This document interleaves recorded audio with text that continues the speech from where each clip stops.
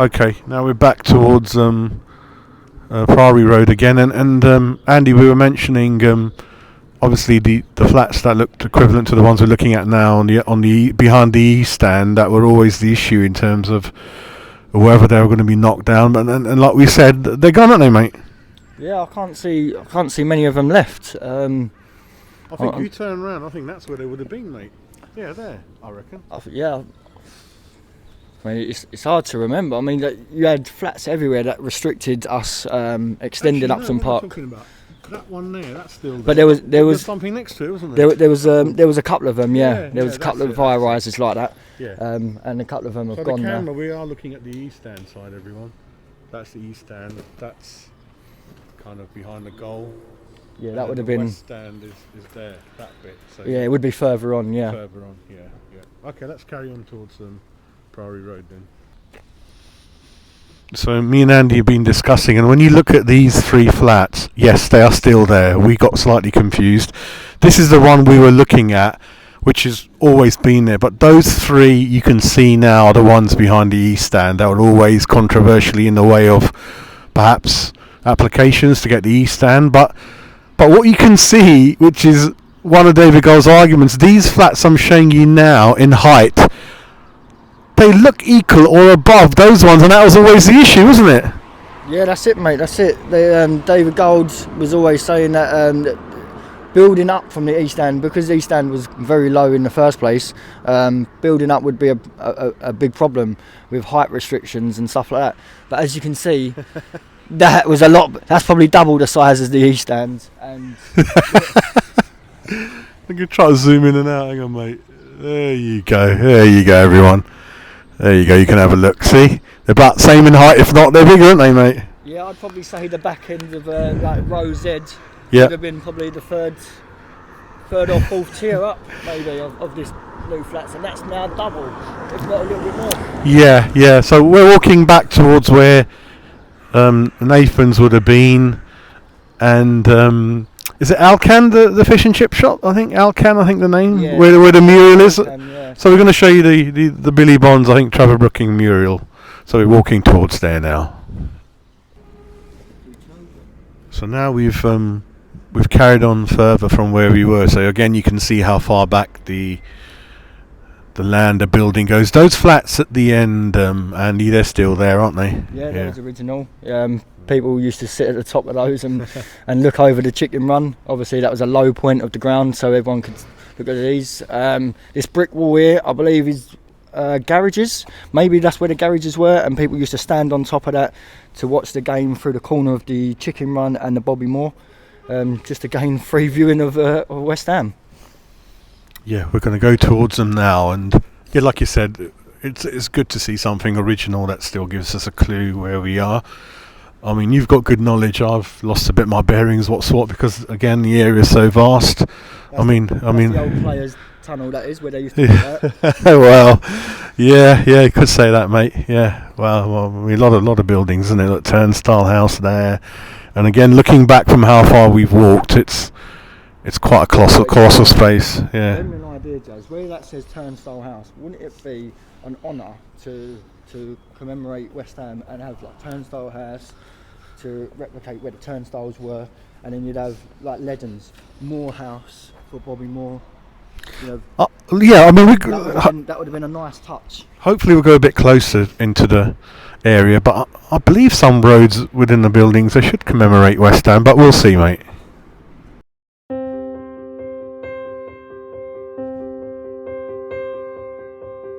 Yeah, go ahead, mate. Yeah, I think, I'm not exactly sure, but the tower block you can see on your left-hand side, there's an old... Let's go to the front a bit. Yeah, that's it.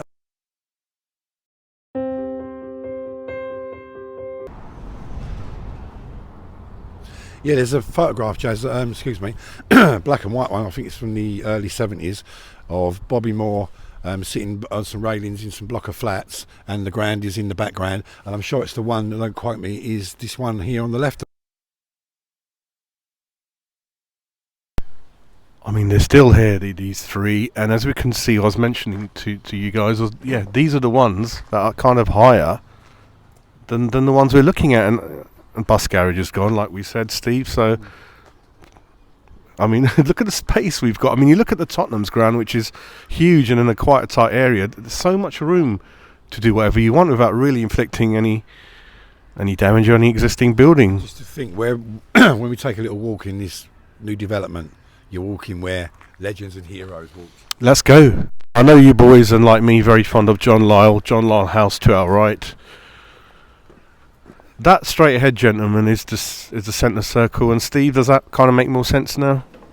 No, I don't know. Yeah. I still think it was more over that way. But it's deceiving, isn't it, now that you've got all this here? Because I'm thinking if it was the actual centre circle, surely they would have a little plaque there saying what it actually is. It's not obvious, is it? John Lyle House. There's John Lyle. Let's get a bit nearer and we'll take a few photos. I'll take your picture. So we're still on Priory Road, and I can show you how vast these flats and apartments are. You know, they go up a good 7-8 floors or above, and looks like there's even bigger flats at the top. And we've spotted the Lyle House, I think. Andy's quite excited, so let's have a look.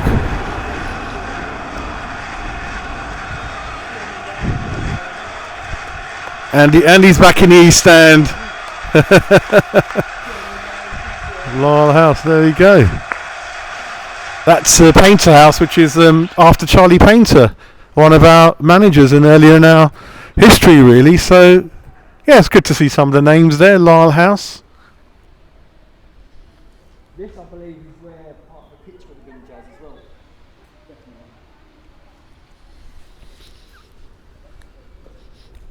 So this could be the pitch, you think? Yeah, this is part of the pitch, I reckon. If you want to come closer, let's get the microphone. Make sure we can hear you then. Yeah.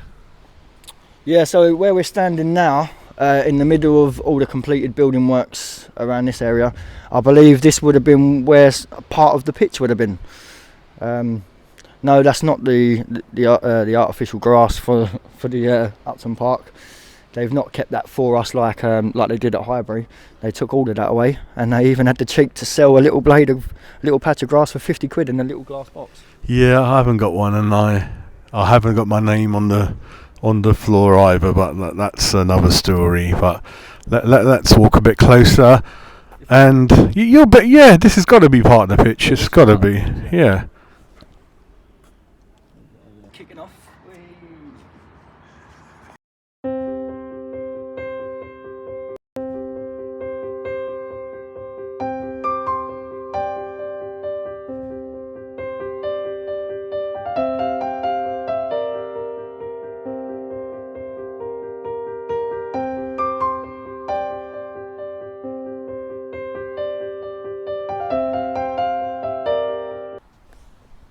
We're outside Lyle House. We all know what that name means to fans like us. Steve, a couple of words in honour of John Lyle, what he done for the club, what he meant to you, mate. Our best, my hero, our best ever manager. No one's ever going to complete what that guy's done. 2 FA Cup finals and mustard. The man was magic. Didn't work. At the end of the day, they sacked him, but he should have been moved upstairs, made director of football. He was treated absolutely appallingly. And for you, mate? Well, just remembering when we used to sing Johnny Lyle's Clapper Army over that stadium, the noise was unbelievable. And just going on Steve's words, won 2 trophies, also took us to a European Cup Winners' Cup final in 1976, second division title in 1981, and all I've got to say is there's never going to be another John Lyle. So you're very lucky, like my father. You two both were there in what we'll call the peak years, the 79, 80, 81, 82, and what I remember is a couple of things about him. One is that I have not heard of one player saying anything bad against him. Even people like Paul Ince, who are difficult to get on with. For him, he was a father figure, and he shouldn't have been the way, but he left, he says, largely due to Lyle leaving, but that's another story.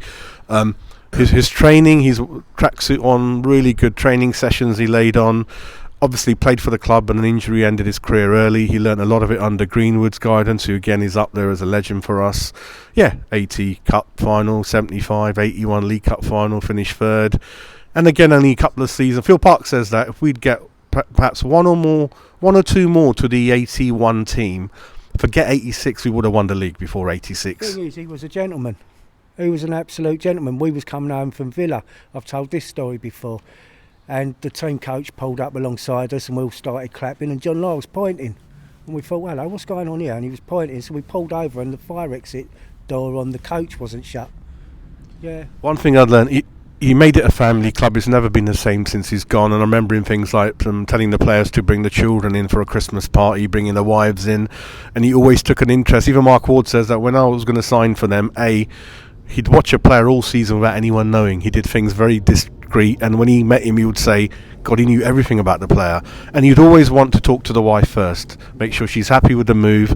And they all said, a couple of players were saying, Steve, we weren't sure we wanted to sign for West Ham, including Phil Parks. But he goes, after we met him, we just had to sign for him. Well, it's like when Ray Stewart first. We all know how Tonka ended up. Best penalty taker, in my opinion, at West Ham ever. I mean, to have a steel of nerves in the quarter-final against Villa in 89th minute, and at Wembley when I was there in 81, the extra time to take the penalty. When he first started playing for us, like, where did Lyle find Ray Stewart? Dundee United, yeah? And also, Frank McAvenny was about to sign for Luton. When West Ham came in, he said, I sat down with John Lyle, and after 5 minutes, I was signing. End of. And that story is similar throughout that whole team, really. What a player McAvenny was as well. What a find. Well, what you notice with him is he left it all on the pitch. That's all we've ever wanted at West Ham. I know we've won sometimes, more often than not we haven't, but as long as those players leave everything on the pitch, that's all we want, and hopefully we'll get that kind of team back again. McAvenny will always be in my top 5 West Ham players. If I had to pick a top 5, McAvenny would be in it. He knows mine. Go for it for the viewers. Jazz knows my favourite, and I met him at the East End Working Man's Club a couple of years ago. It's just got to be Alan Devonshire. And when Jazz started his channel up, I told him about a certain goal, and he's now got it on the intro. A game Wrexham goal. Yeah, when I was at the I see that yesterday. Yeah. That's when Phil Parks bowled the ball out to him, and he ran the whole length in a 2-2 draw at the racecourse grounds. Yeah. Little fact there, I was born in Southall, which is kind of in the Indian in West London, and Alan Devonshire was signed from Southall. 5,000. From 1976, I think. So that's got to go down as the signing of the. I was there at his debut. Yeah. Well, yeah. Yeah, he made his debut in the year you said against Queen's Park Rangers in the League Cup. Come on as a sub. We lost the game 2-0, but yeah, I remember him coming on. Brilliant, lads. Brilliant. Great knowledge. This is going to be too close, isn't it? That's what I said, didn't I? Yeah, this is too close. You don't reckon this is the centre spot? Yeah, 'cause look where the road is, Jazz. So this can't be any significance. I haven't even had a beer yet. I think that is, mate. That. What, this? Yeah. Apparently this is. Or is it the grass? Yeah, it might be the grass. Yeah. Oh, see, it's not clear, is it, to anyone that what was here and what What a you way know? to treat an old football stadium, eh? Yeah, not even having a plaque or anything. I haven't been to Highbury. I've heard that looks much more better. Especially the outside of what I've seen of it, because they've still retained the. The clock, was it? Yeah, well, they've retained the entrance and the Highbury and everything. Good luck to them. Well, yeah, these are all the old names, aren't they? The old names. Jimmy Ruffle, 500 appearances. Yeah. Jimmy, 500 appearances. Best I heard, didn't you? I haven't seen anything. But I suppose the same. There's a statue. Actually, Andy's going to join us later on. He's got a ball. He's playing a game. Yeah, Jimmy Ruffle. No, Imagine if this was the centre circle now and you're kicking off. The noise. Be careful, gentlemen. There's a few bets. I've been up to a few things down there, mate. Be careful. Yeah, don't know that, do we? But imagine if that was. I mean, when you look at it now, it could well be the centre circle, Steve. Look at the distance of the road. I think it's close, isn't it? This I think is it's close. Yeah, this is close. What do you reckon? What do you reckon, mate? I wouldn't like to say. I really wouldn't. I don't want to commit myself and say it is and it's not and make a. You get sued, yeah. Grass area here. Yeah. Just feels a bit cold to me, mate. I don't know. Just. It's nice to see the old players' houses though, Ruffle House and. Yeah, Cantwell. Cantwell. I think when we go down to the other side, there's Taylor House. Yeah. There is. To be honest, this is the first time I've been back down here, so I wouldn't know what none of the houses are called. Yeah, I mean we only went last week, didn't we? Yeah. Okay, we're going to go around the corner and. Well, actually, another thing, both of you, is that it's still going on the development. What you know, good. 5 years, 6 years nearly. Yeah. Nearly 5-6 years. Yeah. They're trying to cram in as much as they can, aren't they? That's all about money, isn't it? Just about, as Steve says, it's just about the money. That's all they're concerned with. We don't mean nothing to GSB. We're nothing. You know, all they want is a pound note. That's all they're interested in. Yep. Yeah, so I think at the moment we're on the area where the pitch used to be. This is the centre circle. Yeah, I think Could be. We've got, but it's happy to. I mean, we've got the John Lyle house behind me there. We've got the Ruffle house there, Jimmy Ruffle. I think over 500 appearances for our club. Great service during the early part of last century. We've got, I can see the Cantwell house. That's Noel Cantwell, a great servant and captain of our club. And then you can see the other flats behind me. So yeah, let's keep exploring.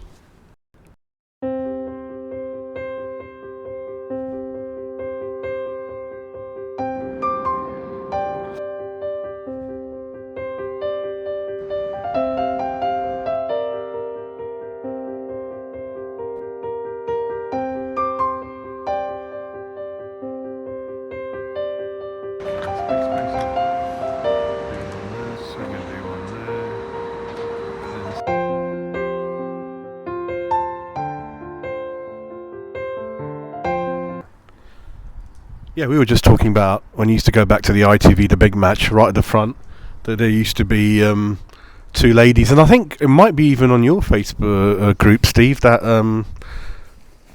someone in there said, "Oh, that's my maybe aunt," or they certainly did recognise both of them. And yeah, there was a punter in there who said, "Yeah, that's my aunt," and sadly, I think sounds like they're no longer with us, but they were certainly with their badges right at the front. Yeah. One picture with Phil Parks, if you remember, is a famous one. They're reaching out to him. On my Bowling Badges website, you can. I've actually got the two photos on there, so if people want to check out Bowling Badges, they can have a look. Definitely, we're definitely going to be promoting all of that when the video goes out. Last week, Jazz. What's that? Billy Buntler. I mean, he just used to get taken out just after kick-off and have his arm behind his back, and everyone was going, Billy Buntler, and he waved to the crowd. They let him in the next home game, but that's all he went for, and he was known. I don't know if Steve remembers. I forget. Someone did put in our group the other day what his actual first name was, but I can't remember. Obviously, he was big and fat. We called him Billy Buntler, and he just loved the crowd singing to him. And also, you had Quasimodo, the programme seller. Quasi, give us a wave. Quasimodo was a legend, absolute legend. And do you remember as well? Legend, when I first went, because I don't know, Jazz asked me, I used to creep out when I was young. His name was Jeff. That's it, Jeff. Quasi. But do you remember the when I first used to go over there? I used to go over there on my own sometimes as a 7 and 8 year old in the 70s, because you could go out and in them days. Peanuts, the Peanut Man. Yeah, he could circumcise a wasp from 2 yards. That bloke. Yeah. I'll tell you what. He used to come up when it was in the South Bank, and he'd come up and he'd throw them peanuts to. And also one day in the North Bank. And he'd catch the change one-handed. And also in the North Bank years ago, my mate had one of them air horn things. You know, he used to blow the old air on. And the coppers come and took it away from him. And I don't know where it was situated, but do you know when the bin men go around from the schools, they have them great big metal bins? Yeah. There was two of them in the North Bank, and the coppers threw it to get rid of it, said we couldn't use it anymore. And then I looked around to find where's my mate gone? He's in the bin trying to get the air horn out again. Great days, happy days. As well? The name rings a bell. He was the old guy who used to dress up as a sergeant major with the old bugle. That's it. Yeah, I remember him. Yeah, I remember him. He was a right 10 cankerous old sod, weren't he? Yeah, I'll tell you what, all these stories that we're giving out today, me and my good mate Steve here, you're not going to get at the London Stadium, Jazz. I'm sorry, it's just not going to happen. No, you don't see any characters. I mean, if anything, if you are a character, you're going to get told off for it. Well, yeah, probably. Brilliant.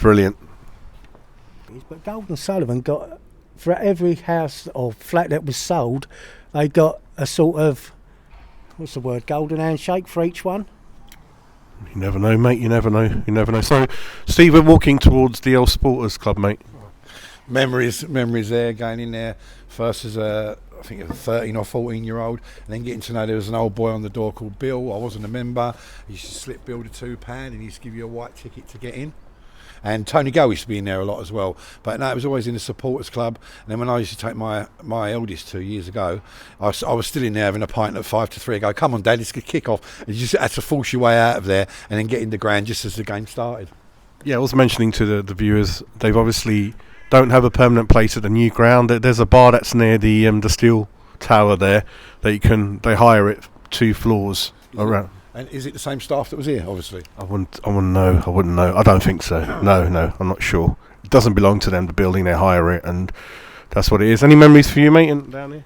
I didn't frequent the place, but I do remember one thing was Big Al selling his badges outside. Yeah, so that was a nice little memory. Brilliant. Also, they used to go in the South Bank, I think it was, and it was always on the telly when we was on the big match of the day years ago, was, I don't know if Steve remembers, the 2 old ladies that used to have the scarves that was covered in the badge. I can't. And he was always eating the burgers. That, Now- that might actually be Billy. I'm not sure. It might be Billy Buntler, but I know what you mean. And in fact, I think I went up to him, or my mate went up to him one day and said, "See the burger stand that you're eating of? That is a gut rot stand." Yeah, and he went, "I don't care because my guts can take anything." And I'm sure it might not be, but it could be the same guy. It could be the same. I'm guy. wondering if it is him, because he used to see him. And he was always waiting for him. black hair But he had. yeah, could be. That's not me, is it? No. Yours will be grey soon as mine. I'll tell you what, he could go. So this is what you think is the away. Yeah, so coming down here, you have the away section and the away end all around here, coming round. Are So we coming near the club shop, you think, if we turn all the way around? that would be out on the front. That would be on the Yeah, front around there, behind there. So here you've got where the school and the preschool and the nursery is. As you can see in the background, the Claret and Blue building behind the holding. This is where the away fans would have been down this little section here. This would have been where the centenary, the old centenary, the new Sir Trevor Brooking stand. I mean, I don't like it, Randy. I've never sat in that area. I mean, that's cool. And let's just zoom in. So that's named after one of our famous Wally St Pierre, who found many a player for the club. I think he was a key scout, worked very closely with certainly Greenwood and I think with Lyle. I could be wrong, but he was certainly provided a lot of good service to the club. Then we've got Taylor House behind there. That zoom in. That could be Alan Taylor. Scored, I believe, 2 goals in the 75 quarterfinals, 2 in the semis, 2 in the final. Signed from Rochdale, or it could be Tommy Taylor. So it's good to see that. Some of the memories are still here, really. So that's good. Let's just go around there, Andy, and have a look, see what we can find. All right, back to Green Street. We can see that might help you with your bearings a bit, mate. Where we are. Yeah. Is that the car park? You think the players' car park, something like that, perhaps? Or Again, the car park would have been on the front side where Green Street is. So obviously, when the players come in, it would be right where the memorial ground is that they've kept, where the main gates used to be. If you're looking at the stadium and you've got the main gates, it would be to the right hand side of that. And then the players would come in there with their security, and you'd have, I remember the old iron gates, people queuing up at the gates with the programmes, with shirts, getting things signed, and the players would come over and meet and greet the fans and sign things, have photos done with them, and then they would walk straight into the players' entrance and get ready for the games. yeah, I'm not sure the modern players are even allowed to come anywhere near mere simple folk like us anymore. I know back in the day, certainly John Lyle's time, he told the players, you stay out there till every single kid has got his autograph. Those were the good old family day, which I think since Lyle left, hopefully it's coming back in a bit under David, because I've certainly, sort of what I've heard, he's a very approachable man. He speaks to everyone in the club, all the way down from perhaps the cleaners to the canteen ladies, which is the way it should be. And I know some managers, don't want to name any of them, certainly have come for the money and not adopted the club or the culture, the family, really. So, yeah.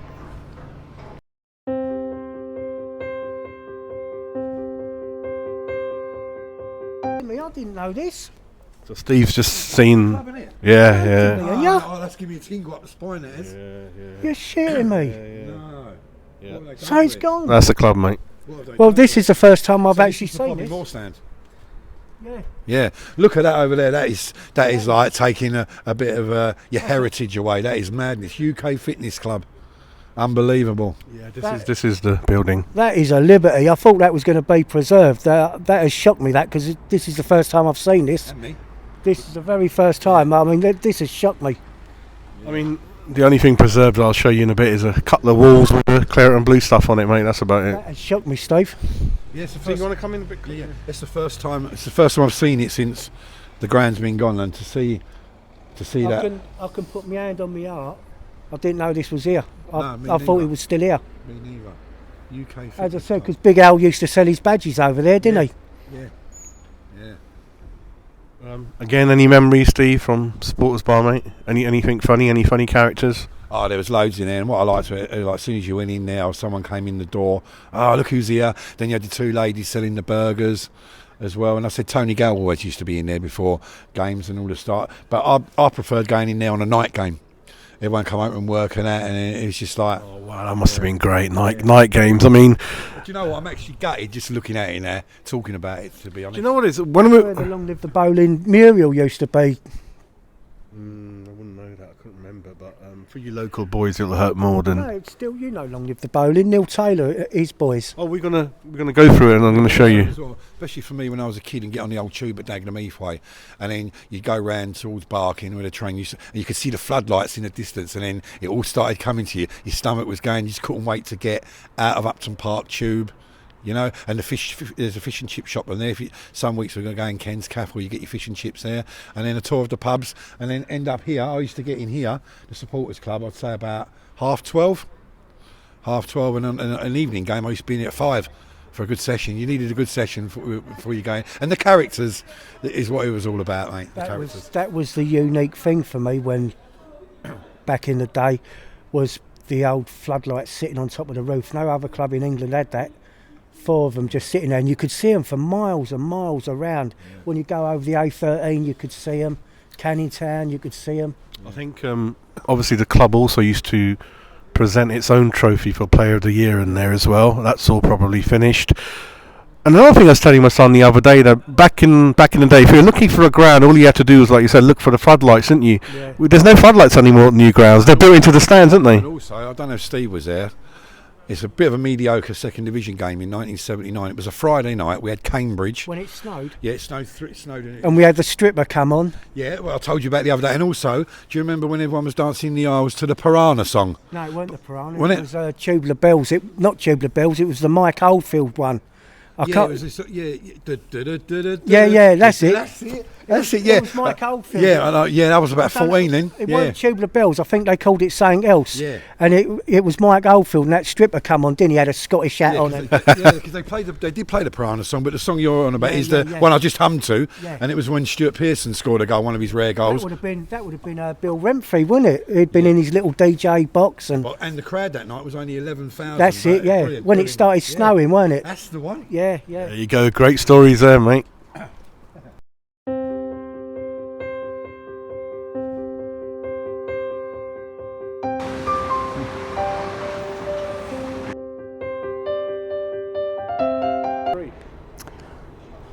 Good evening or good morning, whenever you are watching this. Out here we've got Green Street, the famous Green Street, and then if you ever come to Upton Park, you will know this is the little walkway that you would have sat if you was in the corner of the West Stand and the Bobby Moore. We've got the Hammond Social Club behind us, the supporters club. We've got a nice little church here that everyone would notice. When they walked down here, you could smell the burgers. The burger vans used to be parked down here. You had the badge man, hats and scarves. Overland and Sea was out on the main gates along Green Street.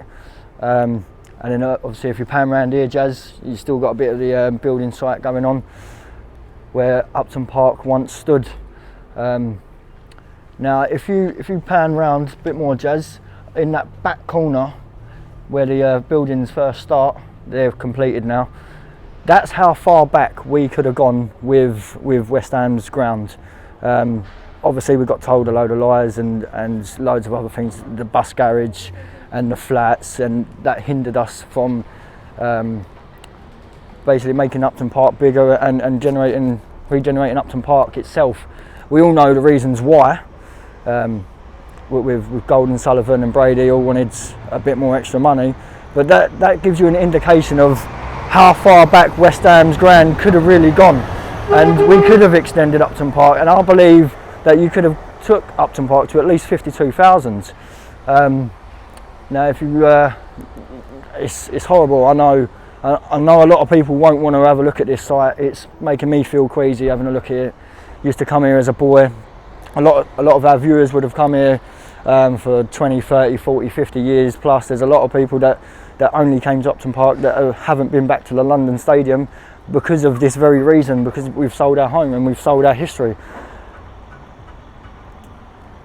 You've got the Hammers Social Club just here, which is the Hammers Supporters Club. We are going to hopefully try and go inside and see if we can speak to anyone, see how business is doing, see what it's like pre Upton Park life.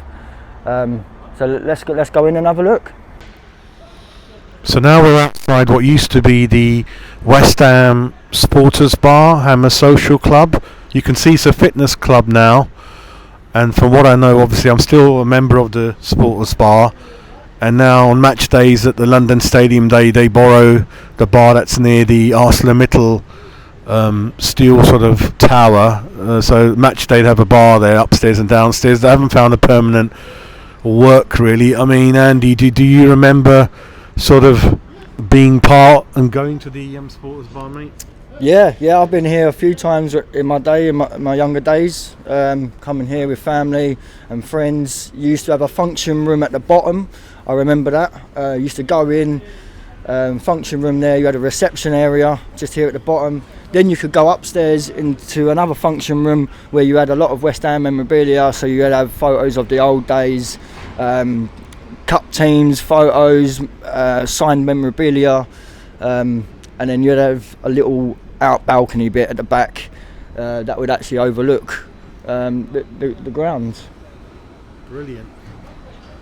And Andy, I mean, if I look at that building right at the far end, and we walk towards it, I think that's what you were mentioning in terms of how far back and how much room we've had. And I've got the original paperwork from West Ham, a colour brochure from I think around 2001 that explains what the new ground, when the East Stand has been done, what it will look like. And like you said, I think top of my head, a nice 45,000 stadium, perhaps a bit more, but all equal on all sides with the corners filled in, East Stand gone, and would have looked really good, mate. And you can even see it. We've walked a bit, and you can see. Look, there's so much room, so much land, and looking at these flats and the heights, mate. I mean, that was one of the sticking points with David Gold when he said we can't go above a certain height, mate. I mean, how does it you feel looking at the height of these now? Well, the height, especially that brown building in the background, you've got the height of that definitely surpasses the height of the actual stadium, the top of the stadium that we had at Upton Park. So it just proves that how far back it goes and how high it is. We could have actually developed the old chicken run, the old East Stand, more than what they let on. And it is a great shame because they've lied to us in such a way to get us to move and to basically lie to benefit themselves, to move just to line their own pockets, when we could have actually stayed here and redeveloped Upton Park. You've got this vast space. So I used to come out of here from the Supporters Club and overlook the ground. This new build here was part of the where the Bobby Moore stand would have been. Come right out, and along here to my left would have been the old West Stand. At the back there would have been the chicken run, and then obviously the Trevor Brooken and Centenary at the other end. And here was the point where I gained entry onto the building site, and I run across and managed to find myself a few seats. And it's all very different around here now, Jazz. Definitely. Let's carry on. I remember coming out of this supporters bar, coming out onto this little back way when the demolition was happening, and I think it was just the old West Stand that was still standing. And I remember the turnstiles were still here. It was just the West Stand still standing, and I actually managed to gain entry into the building site and just have a little walk around and a few seats as we do. Yeah, that's it, mate. Do you know what? I see a couple of other people sneaking in, and they gave me the idea of my entry point onto the building site, and I found a couple of padded seats from where the subs sit. Excellent. Behind me you can see the stairs to the Supporters Club that people used to come back to, and then you can also see the original buildings are still there. So some of the original bits are still there, but like you said, a lot of the area has changed.